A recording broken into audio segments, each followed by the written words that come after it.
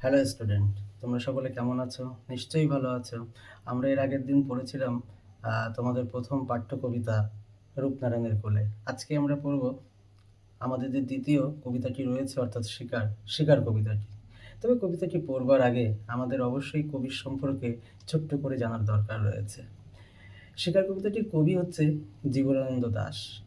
জীবনানন্দ দাশ 1899 খ্রিস্টাব্দের 17ই ফেব্রুয়ারি বর্তমান বাংলাদেশের বরিশালে জন্মগ্রহণ করেন। পিতা ছিলেন সত্যানন্দ দাশ এবং তার মাতা ছিল কুসুম কুমারী দেবী। এই কুসুম কুমারী দেবী তৎকালীন সময়ের একজন মহিলা কবি ছিলেন। এই আহ, আমরা ভালোই জানি জীবনানন্দ দাশ হচ্ছে রূপ রূপসী বাংলার কবি। জীবনানন্দ দাশ বলেছিলেন, বাংলার মুখ আমি দেখিয়াছি, তাই আমি পৃথিবীর রূপ খুঁজিতে চাই না আর। আসলে এই বাংলার চেনা ছবি, মাঠ ঘাট, গাছপালা, নদী নালা, এই সমস্ত কিন্তু তার কাব্য কবিতায় বারে বারে ফুটে ওঠে। এই কারণে জীবনানন্দ দাশকে চিত্ররূপময়তার কবিও বলা হয়। কবি বুদ্ধদেব বসু তাকে কিন্তু চিত্ররূপময়তার কবি বলেছিলেন। জীবনানন্দ দাশের প্রথম আত্মপ্রকাশ ঘটে ব্রহ্মবাদী পত্রিকায় 1326 বঙ্গাব্দে। বর্ষা আবহন নামক একটি কবিতা প্রকাশিত হয় ব্রহ্মবাদী পত্রিকায় 1326 বঙ্গাব্দে। এরপর তার একে একে বিখ্যাত সব কাব্যগ্রন্থগুলি প্রকাশিত হতে থাকে। তার মধ্যে রয়েছে ধূসর পাণ্ডুলিপি, ঝরা পালক, বনলতা সেন, সাতটি তারার তিমির, মহাপৃথিবী, শ্রেষ্ঠ কবিতা ইত্যাদি। কবিতার পাশাপাশি তিনি কিন্তু বেশ কিছু উপন্যাসও লিখেছিলেন, যেগুলি পরবর্তীকালে, অর্থাৎ তার মৃত্যুর পরবর্তীকালে প্রকাশিত হয়েছিল। সেগুলির মধ্যে রয়েছে নিরুপম যাত্রা, রয়েছে কারুবাসনা, জলপাই হাটে ইত্যাদি। কবি অনেকগুলো ছোট গল্পও লিখেছিলেন। এছাড়া কবিতার কথা নামে তার একটি প্রবন্ধ গ্রন্থও কিন্তু প্রকাশিত হয়েছিল। জীবনানন্দ দাশ এই বাংলার মাটিতেই কিন্তু মিশে আছে তার কাব্য কবিতার মধ্য দিয়ে। কবি 1954 সালের 22শে অক্টোবর কলকাতার যে দেশপ্রিয় পার্ক রয়েছে, সেই দেশপ্রিয় পার্কে ট্রাম দুর্ঘটনায় আহত হন এবং মারা যান। সেই কবির লেখা আমাদের যে পাঠ্য কবিতাটি রয়েছে শিকার, সেটি আজকে আমরা পড়ব। এই কবিতাটি পড়বার আগে আমাদের প্রতিটি কবিতা বা গল্প যেগুলো রয়েছে, সেগুলির কিন্তু উৎস সম্পর্কে আমাদের পরীক্ষায় প্রশ্ন আসে এবং আমাদের সেগুলো জানতে হবে। যেমন এই কবিতাটি প্রথম কবে কোন পত্রিকায় প্রকাশিত হয়েছিল? কবিতাটি প্রথম বুদ্ধদেব বসু সম্পাদিত কবিতা পত্রিকায় 1936 খ্রিস্টাব্দে প্রকাশিত হয়েছিল। পরের প্রশ্ন আসতে পারে যে কবিতাটি কোন কাব্যগ্রন্থে স্থান পেয়েছিল? কবিতাটি কবির মহাপৃথিবী কাব্যগ্রন্থে স্থান পেয়েছিল। 1944 খ্রিস্টাব্দে এই কাব্যগ্রন্থটি প্রকাশিত হয়। যদিও পরবর্তীকালে কবির শ্রেষ্ঠ কবিতা নামক যে কবিতার সংকলন বইটি রয়েছে, সেখানেও কিন্তু এই কবিতাটি স্থান পেয়েছিল। এইবার আমরা দেখব কবিতাটির নামকরণের দিকে। কবিতাটির নামকরণ শিকার। তাহলে এই কবিতার ভিতরে বা বিষয়বস্তুতে এমন কিছু রয়েছে যে কিছু শিকার কিন্তু হবে। আমরা যদি কবিতাটি পড়ি তাহলে আমরা দেখব সেখানে একটি হরিণ শিকার হবে। আসলে কবিতায় যদিও হরিণ শিকারের কথা বলা হয়েছে, কিন্তু কবি শুধুমাত্র হরিণ শিকারের কথা বলে। হরিণ শিকারের মধ্য দিয়ে একদিকে যেমন হরিণ শিকারের কথা বলেছেন কবি, তেমনি এই হরিণ শিকারের মধ্য দিয়ে কবি বোঝাতে চেয়েছেন যে সর্বদা যে উচ্চবান, ধনবান, বিত্তশালী লোকেরা রয়েছে, সেই উচ্চবান, বিত্তবান, ধনশালী লোকেদের দ্বারা দরিদ্র মানুষেরা যে সর্বদা শোষিত হচ্ছে, সেই শোষণের কথা রয়েছে। রয়েছে তথাকথিত সভ্য শিক্ষিত মানুষের যে পৈশাচিক উল্লাস বা পৈশাচিক দৃষ্টি রয়েছে নারীর প্রতি, তারও কিন্তু একটি ইঙ্গিত কিন্তু আমরা খুঁজে পাই কবিতাটির মধ্যে। এই কবিতাটির একটা দিক রয়েছে, সেটি হচ্ছে দারুণ চিত্রকল্প ফুটে উঠেছে কবিতাটিতে। এটা এক কথা বলাই যায়। আমরা যখন কবিতাটি পাঠ করব নিশ্চয়ই বুঝতে পারবো যে কবিতাটি শুরু হয়েছে ভোর দিয়ে। আসলে এটি বনের মধ্যে, জঙ্গলের মধ্যে ভোরের পরিবেশ কেমন হয়, কতটা সুন্দর, সেই দিকটি যেমন তুলে ধরেছে, তেমনি দেখা যাচ্ছে সেই জঙ্গলের অপর প্রান্তে ভোরের এক করুণ কাহিনী বা করুণ ঘটনা কিন্তু সেখানে কবি তুলে ধরেছেন। তাহলে একই ভোরের মধ্যে ২ বৈপরীত্য চিত্র কিন্তু ফুটে আছে এই কবিতাটিতে। সুতরাং কবিতাটি যখন পাঠ করবে একটু মন দিয়ে শুনবে। প্রচুর ছোট প্রশ্ন রয়েছে, এখান থেকে বড় প্রশ্ন আসে। ভালো করে যদি আমরা শুনি অবশ্যই আমাদের কোনো রকমের কোনো অসুবিধা হবে না। কবিতাটি পাঠ করছি। ভোর, আকাশের রং ঘাসফড়িংয়ের দেহের মতো কোমল নীল। আসলে ভোরবেলা কেমন হয়? তখন কিন্তু সূর্যের আলো আ পরিপূর্ণভাবে প্রকাশিত হয় না। সূর্যের আলোয় কিন্তু সেরকমভাবে ঔজ্জ্বল্য থাকে না। সেই সময় কি হয়েছে? না আকাশের রং, যে আকাশ আমরা দেখতে পাই সেই আকাশের রংটা কেমন হয়েছে? না ঘাসফড়িংয়ের দেহের মতো কোমল নীল। অর্থাৎ কোমল বলতে এখানে নরম নয়, এখানে কোমল বলতে হালকা। হালকা নীল বর্ণ ধারণ করেছে। যেহেতু ভোরবেলা এখনো আলো পরিপূর্ণভাবে ফুটে ওঠেনি, তাই আকাশের রং হয়েছে ঘাসফড়িংয়ের দেহের মতো কোমল নীল বা হালকা নীল। হালকা নীলই তো হয়। সেইটাকেই কবি উপমা টেনেছে ঘাসফড়িংয়ের দেহের সঙ্গে। চারিদিকে পেয়ারা ও নোনার গাছ টিয়ার পালকের মতো সবুজ। আর কি হয়েছে? আকাশের রং তো আমরা পেলাম ঘাসফড়িংয়ের দেহের মতো কোমল নীল।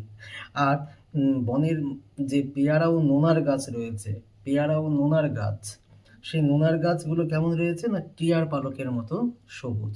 এখানে একটা প্রশ্ন আসতে পারে, পেয়ারা গাছ তো আমরা চিনি, নোনার গাছ বলতে আবার কি? আসলে নোনার গাছ বলতে নোনা অঞ্চলে, নোনা অঞ্চলে অর্থাৎ সমুদ্র তীরবর্তী অঞ্চলে বা যে নদীগুলোর তে জলে নুনের ভাগ রয়েছে বেশি, সেই অঞ্চলের যে গাছগুলো হয় সেই নোনার গাছ, সেই গাছগুলো দেখতে কেমন হয়েছে? না টিয়ার পালকের মতো সবুজ।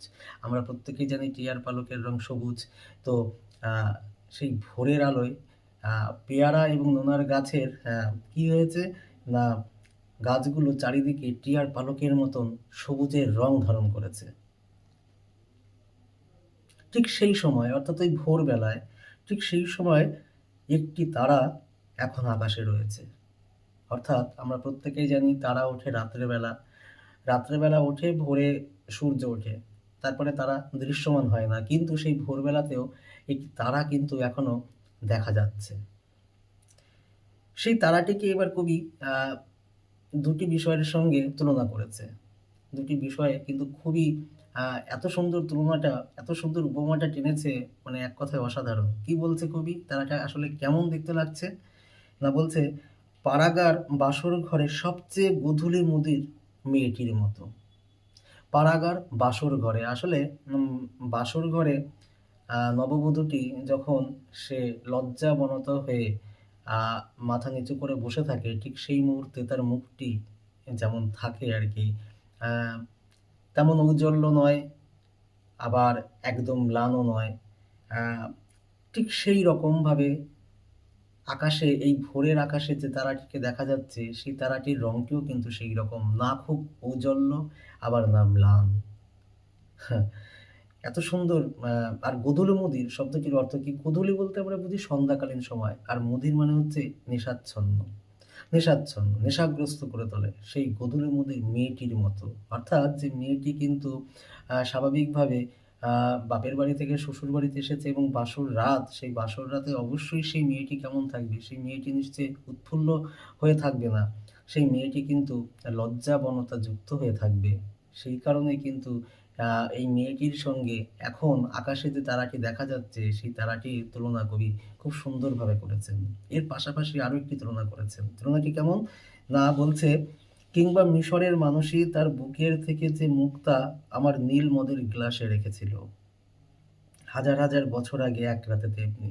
অর্থাৎ কবি কবি কল্পনায় বলছেন বা উপমা টেনেছেন যে হাজার বছর আগে এক রাতে কবির প্রেয়সী বা মানসী এক মিশরী, সে কি করেছিল? না তার বুকের থেকে একটি মুক্তা কবির নীল মদের গ্লাসে রেখেছিল। সেই মুক্তা, আমরা প্রত্যেকে জানি মুক্তার রং সাদা এবং উজ্জ্বল হয়। কিন্তু যখন নীল মদের গ্লাসে রাখবে, নিশ্চয়ই সেই সাদা রঙের ঔজ্জ্বল্য অতটা সাদা থাকবে না। ঠিক যেমন আকার ধারণ করবে, যেমন রং নিয়ে আসবে, ঠিক সেইরকম রংটি কিন্তু এখনো রয়েছে। কোথায় রয়েছে? না বলছে, "তেমনি একটি তারা আকাশে জ্বলছে এখনো।" অর্থাৎ এই হাজার হাজার বছর আগে কবির প্রেয়সী মানসী মিশরী মানসী তার বুকের থেকে যে মুক্তা বের করে কবি নীলমদের গ্লাসে রেখেছিল, এবং তার ফলে মুক্তার রং আহ, অতটাও ঔজ্জ্বল্য নয়, আবার একেবারে ম্লানও নয়, যে রংটি ধারণ করেছিল ঠিক সেই রকম, মানে রাতের আকাশের তারা যতটা উজ্জ্বল দেখায়, ভোরের আকাশের তারা কি অতটা উজ্জ্বল দেখায়? নিশ্চয়ই না। তো সেই রকম আহ ঔজ্জ্বল্যহীন বলা যাবে না, আবার একেবারে মিলানো বলা যাবে না, সেই রকমভাবে একটি তারা এখনো কিন্তু আকাশে রয়েছে।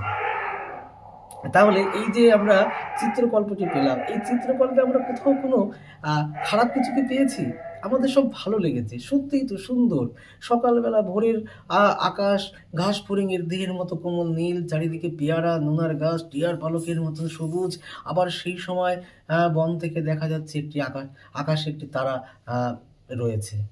কত সুন্দর, কত সুন্দর দৃশ্যটি।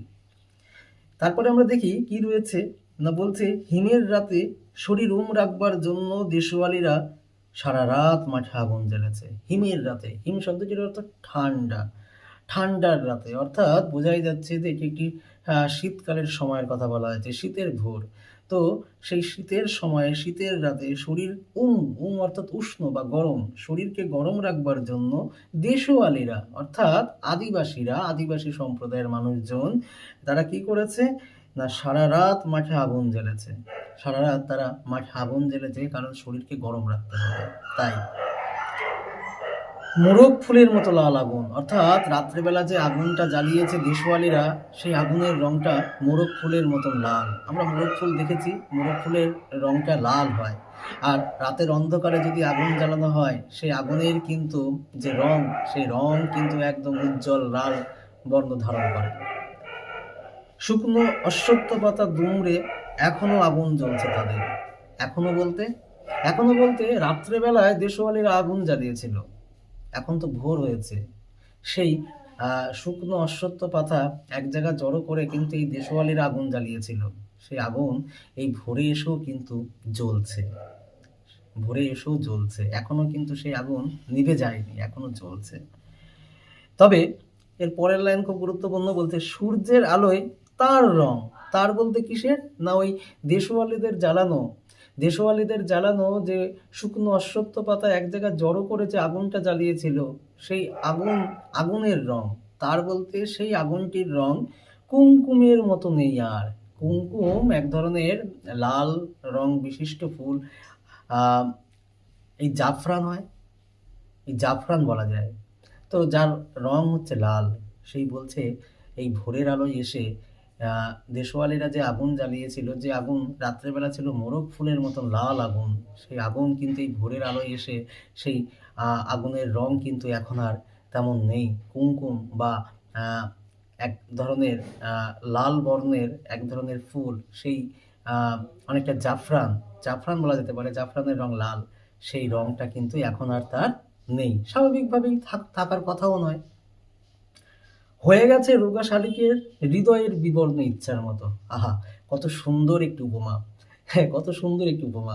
বলছে সেই রংটি কেমন হয়ে গেছে না রোগা শালিকের হৃদয়ের বিবর্ণ ইচ্ছার মতো। রোগা শালিককে রোগা বলছে, কেন বলছে এবং কি বলছে? হৃদয়ের বিবর্ণ ইচ্ছার মতো। বিবর্ণ শব্দটির অর্থ বিবর্ণ, অর্থাৎ বর্ণহীন, ইচ্ছার মতো, অর্থাৎ রোগা শালিকের হয়ে গেছে রোগা শালিকের হৃদয়ের বিবর্ণ ইচ্ছার মতন। অ্যাকচুয়ালি বিষয়টি এরকম যে শালিকের যে প্রেমিকা, শালিকের যে সঙ্গী, সেই সঙ্গী যদি শালিকের কাছ থেকে চলে যাওয়ার ফলে শালিকের হৃদয়টা এখন হয়ে গেছে বিবর্ণ বা বেরঙিন, তার মনে এখন আর কোনো রং নেই। 7 রঙের যে তারা কি বলবো স্বপ্নে বিভোর ছিল, সুখে শান্তিতে সংসার করছিল, যখন শালিকিনী তাকে ছেড়ে চলে গেছে, তার হৃদয়টা হয়ে গেছে রোগা, তার হৃদয়টা হয়ে গেছে বিবর্ণ। সেই বিবর্ণ রোগা শালিকের মতন এই দেশওয়ালিদের জ্বালানো আগুনটাও আগুনের রংটাও এই বিবর্ণ হয়ে গেছে বা বেরঙিন হয়ে গেছে। সকালের আলোয় টলমল শিশিরে চারিদিকের বন ও আকাশ ময়ূরের সবুজ নীল ডানার মতো ঝিলমিল করছে। সকালের আলোয় এইবার কি হয়েছে না টলমল শিশিরে, আমরা জানি সকালবেলা শিশির পড়ে। শিশির পড়ে কোথায়? ঘাসে পড়ে, গাছের পাতায় পড়ে। তো গাছের পাতায় যখন শিশির পড়েছে এবং সেই শিশিরে যখন সূর্যের আলো পড়েছে, সূর্যের আলো পড়লে সেই শিশির বিন্দুতে যখন প্রতিবিম্বিত হয়ে ফিরছে, তখন কিরকম লাগছে? বন আকাশটাকে মনে হচ্ছে ময়ূরের সবুজ নীল ডানার মতন। ময়ূর যখন পেখম তুলে নাচে, তখন সেই পেখমের যে ৭ রঙে রঙিন, অর্থাৎ সবুজ নীল ডানায় যে ঝিলমিল খেলে ওঠে, ঠিক সেই রকম মনে হচ্ছে যে আ য বনের যে বনের যে গাছপালা রয়েছে, আকাশ রয়েছে, সেই বনের মধ্যে যখন বনের গাছপালায় যখন শিশির বিন্দু পড়েছে সকালবেলা এবং সেখানে যখন সূর্যের আলো পড়েছে, সেটি যখন প্রতিবিম্বিত হয়ে যাচ্ছে, দেখতে অনেকটা মনে হচ্ছে যে ময়ূরের সবুজ নীল ডানার মতন সেটি আ কি করছে? না, ঝিলমিল করছে। তাহলে এই যে আমরা ২ টি স্তবক পড়লাম, এই ২ টি স্তবকের আমাদের কিন্তু কোথাও মনে কোনো দাগ কাটেনি। দাগ কাটেনি বলতে আমাদের মনকে ভারাক্রান্ত করেনি বা কষ্ট দেয়নি। এত সুন্দর লাগলো। আমরা ৩য় স্তবকের শুরুতে কিন্তু ১ম কবিতার শুরুর মতন আবারও ভোর পাবো। এই যে বলেছিলাম ১মেই যে কবিতাটির মধ্যে ভোরের উল্লেখ রয়েছে। একটি ভোরের ১ম ভোরে আমরা দেখতে পাবো একটি বনের পরিবেশ কেমন থাকে। সেখানে এই বনের আ দেশওয়ালিরা, আদিবাসীরা কিভাবে রাত কাটায়, তার একটি সুন্দর বর্ণনা। আবার আমরা দেখতে পাচ্ছি সেই ভোরেরই আরো একটি চিত্র এবার আমরা পাবো। কি বলছে? না, ভোর সারারাত চিতাবাঘিনীর হাত থেকে নিজেকে বাঁচিয়ে বাঁচিয়ে নক্ষত্রহীন মেহগনির মতো অন্ধকারে সুন্দরীর বন থেকে অর্জুনের বনে ঘুরে ঘুরে সুন্দর বাদামি হরিণ এই ভোরের জন্য অপেক্ষা করছিল। ভোর তাহলে কি হলো? আরেকটি ভোরের মধ্যে আমরা পেলাম যে একটি সুন্দর বাদামি হরিণ সে ভোরের জন্য অপেক্ষা করছিল। কেন ভোরের জন্য অপেক্ষা করছিল? না, সারা রাত ধরে তাকে চিতাবাঘিনী তার পিছু নিয়েছে। তাকে মেরে ফেলবার জন্য, তার মাংস খাবার জন্য, আ আ তাকে আক্রমণ করবার জন্য সে কিন্তু উদ্যত হয়েছিল এবং তার হাত থেকে বাঁচবার জন্য এই সুন্দর বাদামি হরিণটি কিন্তু সারারাত ধরে দৌড়ে বেরিয়েছে। কোথায় দৌড়ে বেরিয়েছে?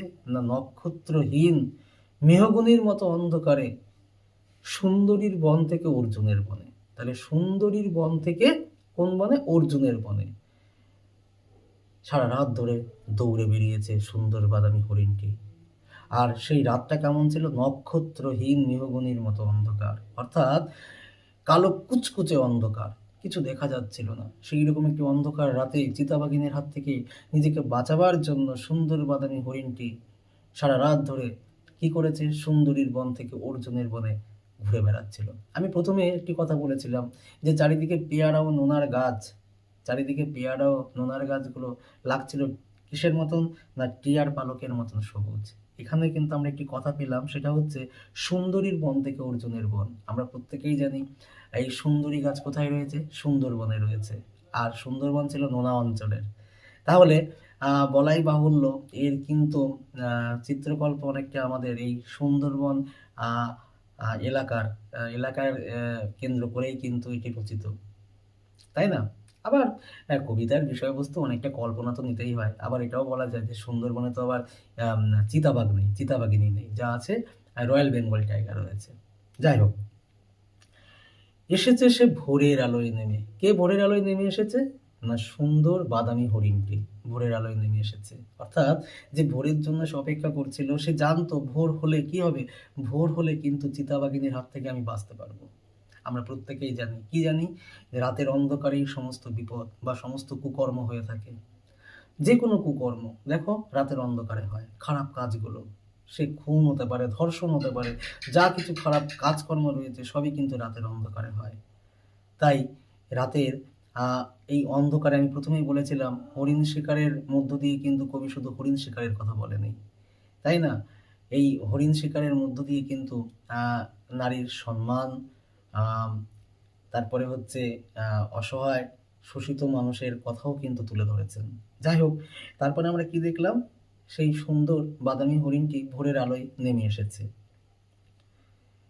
কচি বাতাবি লেবুর মতো সবুজ সুগন্ধি ঘাস ছিঁড়ে ছিঁড়ে খাচ্ছে। তাহলে কি খাচ্ছে? ঘাস চিরে চিরে খাচ্ছে। সেই ঘাসগুলো কেমন?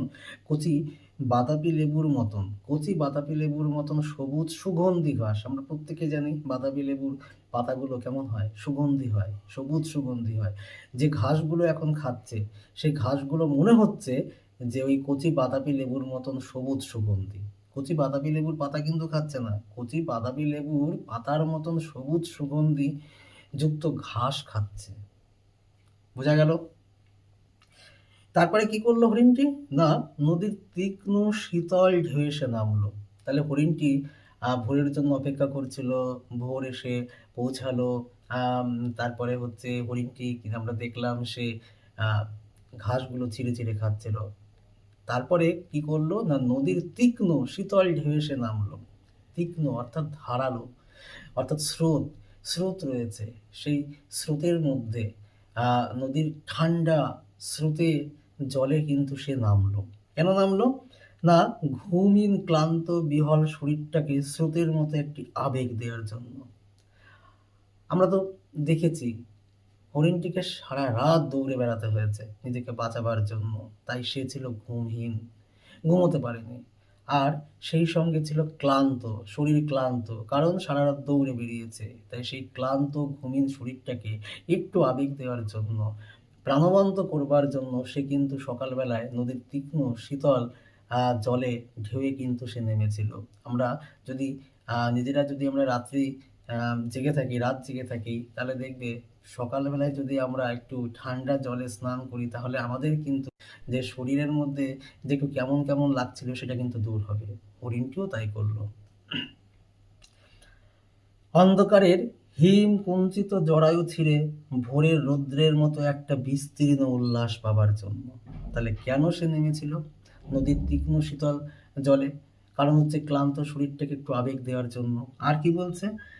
যে অন্ধকারের হিম কুঞ্চিত জরায়ু ছেড়ে ভোরের রৌদ্রের মতো একটা বিস্তীর্ণ উল্লাস পাবার জন্য। জরায়ু, এই জরায়ুর মধ্যেই কিন্তু প্রত্যেকে যখন ভ্রূণ ভ্রূণ থেকে শিশু মাতৃগর্ভে বেড়ে ওঠে, সেই জরায়ুতে, সেই জরায়ু ছিঁড়ে একসময় শিশু কিন্তু বাইরে বেরিয়ে আসতে চায়, এবং যখন সে বাইরে বেরিয়ে আসে তখন সে কিন্তু বিস্তীর্ণ উল্লাস বা আনন্দিত হয়। কেন আনন্দিত হয়?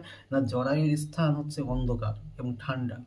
সেই অন্ধকার স্থানে থাকতে থাকতে একসময় শিশু ভাবে, না, এখানে আর থাকা যায় না, এখান থেকে আমাকে বেরোতে হবে, বেরিয়ে আমি আলোর মুখ দেখতে চাই, আলোর মুখ দেখতে চাই। আলোর মুখ দেখে আমি এতদিন ধরে যে ঠান্ডা অন্ধকারময় জায়গায় ছিলাম, সেখান থেকে আমি আলোতে বেরিয়ে এসে আনন্দ প্রকাশ করব, উৎফুল্লিত হব। ঠিক সেই রকমভাবেই কিন্তু হরিণটিও কিন্তু উৎফুল্লিত হয়েছিল। কারণ সারা রাত ধরে যখন তাকে এই নক্ষত্রহীন মেহগনির মতো অন্ধকারে ছুটে বেড়াতে হয়েছে, দৌড়ে বেড়াতে হয়েছে, যখন ভোর নেমে এসেছে সে কিন্তু বুঝেছে যে আর যাই হোক, আমার প্রাণটা কিন্তু বেঁচে গেছে, আমাকে কিন্তু আর চিতাবাঘিনী মারতে পারবে না। তাই সে উল্লসিত। এই নীল আকাশের নিচে সূর্যের সোনার বর্ষার মতো জেগে উঠে। তাহলে দেখো, নীল আকাশের নিচে আমরা প্রথমেই দেখেছি নীল আকাশ এবং সূর্য উদিত হয়েছে। এবার কি বলেছে? সোনার সূর্যের মতো। আসলে কি বলেছে? না, সূর্যের সোনার বর্ষার মতো। এই যে বর্ষা, বর্ষায়, সোনার বর্ষায় যদি সূর্য আলো পড়ে তাহলে কি হয়? সেটা যেভাবে ঝলমল করে উঠবে, ঠিক সেইভাবে জেগে উঠেছে, ঠিক সেইভাবে এখন জেগে উঠেছে। অর্থাৎ যে ভীতি হরিণটির মধ্যে এই ভোরের আগ পর্যন্ত ছিল, সেই ভীতি কিন্তু এখন আর তার মধ্যে নেই। সে কিন্তু আবারও একদম উজ্জ্বলভাবে একদম সোনার বর্ষার মতন কিন্তু জেগে উঠেছে, চনমনে হয়েছে, চনমনে হয়েছে আরো নদীর তীক্ষ্ণ শীতল ঢেউয়ে নেমে। এবার জেগে উঠে কি করলো? সাহসে, স্বাদে, সৌন্দর্যে হরিণীর পর হরিণীকে চমক লাগিয়ে দেবার জন্য। তাহলে দেখো, তার মনে কিন্তু আবার সাহস সাহস জুগেছে। হ্যাঁ, কিসের সাহস? না, সে প্রাণ ফিরে পেয়েছে, সে কিন্তু মারা যায়নি, সে বাঁচার প্রত্যেকেই চায় যে আমি বেঁচে থাকি। সেই বাঁচার স্বাদ কিন্তু সে কিন্তু ফিরে পেয়েছে। আর কি? স্বাদে, তারও কিন্তু স্বাদ লেগেছে। স্বাদ লাগাই স্বাভাবিক। কিসের স্বাদ? না, তারও সঙ্গিনী থাকুক, আরও সঙ্গিনী থাকুক, তাই সাহসে, স্বাদে, সৌন্দর্যে নিজেকে আরও একটু সুন্দর করে তুলতে, সৌন্দর্যে সেই সাহসের সাথে সৌন্দর্যে নিজেকে একটু সাজিয়ে গুছিয়ে নিয়েছে। কেন নিয়েছে? না হরিণীর পর হরিণীকে চমক লাগিয়ে দেবার জন্য। অর্থাৎ সঙ্গিনীকে পাবার জন্য সে কি করেছে? সাহসের সাথে সৌন্দর্যে সোনার বর্ষার মতন জেগে উঠেছে। তাহলে এই পর্যন্ত আমাদের খুব একটা খারাপ লাগেনি, বেশ ভালোই লাগছে। কিন্তু গন্ডগোলটা বাধবে এবারই। না কি হলো? একটা অদ্ভুত শব্দ। আচ্ছা, এখানে একটা প্রশ্ন আসতে পারে, একটা অদ্ভুত শব্দ, শব্দটি অদ্ভুত কেন? শব্দটি এই কারণে অদ্ভুত যে বনে বা জঙ্গলের স্বাভাবিক শব্দ হলো পাখির কলতান, পশুদের গর্জন, নদীর কুলুকুলু ধ্বনি, এইগুলো হচ্ছে স্বাভাবিক, বা পাতার মর্মর শব্দ। হ্যাঁ, এইসব শব্দ হচ্ছে কিন্তু স্বাভাবিক। কিন্তু সেখানে একটা অদ্ভুত শব্দ হয়েছে, অর্থাৎ যে শব্দটি হয়েছে সেই শব্দটি কিন্তু এই পরিচিত শব্দের মধ্যে একটিও নয়। সেটা কিন্তু অন্য রকমের একটি শব্দ। সেখানে পশু পাখির আওয়াজ নেই, বা সেই শব্দটিতে নদীর কোনো কুলুধ্বনি নেই, বা পাতার মড়ো শব্দও নেই। তাহলে কিসের শব্দ ছিল? না বলছে যে অদ্ভুত শব্দ হলো, তারপরে দেখা গেল যে জলে একটু আগে নেমেছিল হরিণটি, এবং নেমে একটা বিস্তীর্ণ আবেগ পেয়েছিল। আবেগ পাওয়ার জন্য নদীর তীক্ষ্ণ শীতল ঢেউ এসে নেমেছিল এবং পেয়েওছিল। তারপরে কিন্তু তার মনেও সাহস, স্বাদ, সৌন্দর্য জেগেছিল এবং হরিণীর পর হরিণীকে চমক লাগাতে চেয়েছিল। হঠাৎ দেখা গেল সেই নদীর জলটি মচকা ফুলের পাপড়ির মতো লাল। হঠাৎ দেখা গেল নদীর জলটি মচকা ফুলের পাপড়ির মতো লাল হয়ে গেল। কিন্তু নদীর জল তো লাল হওয়ার কথা নয়, লাল ছিলও না, হঠাৎ লাল হয়ে গেল। আর কি হলো? আগুন জ্বললো আবার। আসলে এখান থেকে একটা প্রশ্ন, আগুন জ্বললো আবার, আবার শব্দটি কেন প্রয়োগ করা হয়েছে? না, এর আগে আমরা দেখেছি আগুন জ্বলতে। সেই আগুনটা জ্বালিয়েছিল দেশওয়ালিরা। কেন জ্বালিয়েছিল? না তাদের এই হিমের রাতে, ঠান্ডার রাতে শরীরকে বা গরম রাখবার জন্য। তারা অশ্বত্থ পাতা এক জায়গায় জড়ো করে কিন্তু আগুন জ্বালিয়েছিল। এখনো আমরা দেখতে পেলাম যে আগুন জ্বললো আবার, আবার আগুন জ্বলেছে। এইবার দেখি তো কারা আগুন জ্বালিয়েছে, দেশওয়ালিরা না অন্য কেউ? উষ্ণ লাল হরিণের মাংস তৈরি হয়ে এলো। অর্থাৎ আমরা বুঝতে পারলাম যে এই আগুনটা জ্বললো যে হরিণটি এই সারা রাত ধরে চিতাবাঘিনীর হাত থেকে বাঁচবার জন্য দৌড়ে বেরিয়েছিল, এবং সে কিন্তু ভোরের জন্য অপেক্ষা করছিল। সে ভেবেছিল ভোর হলে আমার আর কোনো বিপদ নেই, আমার কোনো প্রাণ সংশয় নেই আর। কিন্তু দেখা গেল যে একদল মানুষ, তারা কিন্তু হরিণটিকে হত্যা করলো, শিকার করলো, এবং শুধু শিকারই করলো না, তার মাংস কিন্তু রান্না করলো। সেই কারণে তারা আবার আগুন জ্বালিয়েছিল। তারা আগুন জ্বালিয়েছিল, তাই কবি আবার শব্দটি ব্যবহার করেছে যে আগুন জ্বললো আবার, আর তৈরি হয়ে গেল হরিণের উষ্ণ কি লাল মাংস। আর কি হলো? না নক্ষত্রের নিচে ঘাসের বিছানায় বসে অনেক পুরানো শিশির ভেজা গল্প, সিগারেটের ধোঁয়া, টিরি কাটা কয়েকটা মানুষের মাথা। বোঝাই যাচ্ছে নক্ষত্রের নিচে, অর্থাৎ এই সূর্যের নিচে সবুজ ঘাসের উপরে বসে তারা কি করছে? অনেক পুরানো দিনের গল্প, আড্ডা শুরু করেছে। আর দেখা যাচ্ছে মাঝে মাঝে সিগারেটের ধোঁয়া। আর কি না টেরি কাটা কয়েকটা মানুষের মাথা, অর্থাৎ মাঝখানে সিঁথি দিয়ে যে চুল কাটা, চুল আঁচড়ানো হয় সেইভাবে। এর দ্বারা প্রমাণিত হয় যে এই মানুষগুলো কিন্তু কোনো অশিক্ষিত মানুষ ছিল না। এই মানুষগুলো ছিল সমাজের, তথাকথিত সমাজের সভ্য, শিক্ষিত, ভদ্র বলে পরিচিত যারা, তাদের কথা বলা হচ্ছে। তারা কি করলো? তারা এই হরিণটিকে হত্যা করলো। এলোমেলো কয়েকটা বন্দুক। এবার আমরা বুঝতে পারলাম শব্দটি কিসের ছিল। অদ্ভুত শব্দ কেন বলা হয়েছে, আর শব্দটি কিসের ছিল? শব্দটি ছিল বন্দুকের গুলির শব্দ। বন্দুকের গুলির শব্দ তো বনে হওয়ার কথা নয়। বনে তো পশু পাখির আওয়াজ হবে, নদীর আওয়াজ হবে, পাতার আওয়াজ হবে, গাছেদের আওয়াজ হবে। কিন্তু বন্দুকের শব্দ তো থাকার কথা নয়, হওয়ার কথাও নয়। সেই কারণে কিন্তু একটা অদ্ভুত শব্দ বলা হয়েছিল। তাহলে দেখা যাচ্ছে এলোমেলো কয়েকটি বন্দুক আশেপাশে ছড়িয়ে ছিটিয়ে রয়েছে। হিম, নিস্পন্দ নিরপরাধ ঘুম, আর তার পাশেই কিন্তু রয়েছে কি রয়েছে? হিম, অর্থাৎ ঠান্ডা। কেউ মারা গেলে তার রক্ত তখন ঠান্ডা হয়ে যায়, শরীরটাও ঠান্ডা হয়ে যায়, তাই হিম। নিস্পন্দ, নিস্পন্দ মানে হচ্ছে স্পন্দন নেই যার। আমরা এখন বেঁচে আছি, তাই আমাদের কিন্তু এই বুকটা ধড়ফড় করছে, অর্থাৎ স্পন্দিত হচ্ছে। যদি মারা যায় তাহলে কিন্তু এই স্পন্দন আর হবে না, স্পন্দন থেমে যাবে। স্পন্দন কিন্তু থেমে গেছে কার? সুন্দর বাদামি হরিণটির। নিরপরাধ। নিরপরাধ শব্দটির অর্থ হচ্ছে নেই অপরাধ যার। ঘুম, ঘুম অর্থাৎ ঘুমিয়ে যাওয়া। আসলে এই যে হরিণটি যে হত্যা হলো বা শিকার হলো, এই শিকার হওয়ার পিছনে হরিণটির কি কোনো রকমের কোনো দোষ ছিল, কোনো অন্যায় ছিল? সে কি করেছিল? এই টেরিকাটা কয়েকটা মানুষের মাথার সে কি ক্ষতি করেছিল? কোনো ক্ষতি করেছিল কি? কোনো ক্ষতি করেনি। অথচ তাদের পৈশাচিক লালসা চরিতার্থ করবার জন্য নিরপরাধ, অর্থাৎ কোনো অপরাধ ছিল না যার, সেই হরিণটিকে তারা কি করলো? হত্যা করলো। হত্যা করে একদিকে আহ আগুন জ্বালিয়ে মাংস রান্না করছে, আর অন্যদিকে তারা সিগারেট খেয়ে সিগারেটের ধোঁয়া উড়িয়ে পুরোনো দিনের গল্প আড্ডায় মেতেছে। এখান থেকে একটা প্রশ্ন আসতে পারে যে হিম নিস্পন্দ নিরপরাধ ঘুম, কার কথা বলা হয়েছে? না সুন্দর বাদামি হরিণটির কথা বলা হয়েছে। হিম কেন বলা হয়েছে? কারণ হরিণটি মারা গেছিল। মারা যেহেতু গেছিল সেহেতু তার শরীর হয়ে গেছিল হিম বা ঠান্ডা। নিস্পন্দ, নিস্পন্দ কেন বলা হয়েছে? একই উত্তর, যেহেতু মারা গেছে তাই তার প্রাণে আর স্পন্দন ছিল না, সেই কারণে নিস্পন্দ।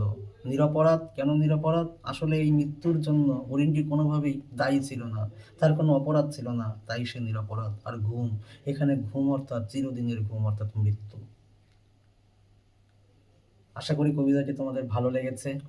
আহ এইরকম জানি না কেমন লেগেছে, মনে হয় ভালো লেগেছে। যদি ভালো লেগে থাকে তাহলে অবশ্যই কমেন্ট করবে, অবশ্যই কমেন্ট করবে, চ্যানেলটিকে সাবস্ক্রাইব করবে। আর আহ, এই ভিডিওটি কিন্তু অবশ্যই শেয়ার করে বন্ধুদের মাঝে ছড়িয়ে দেবে।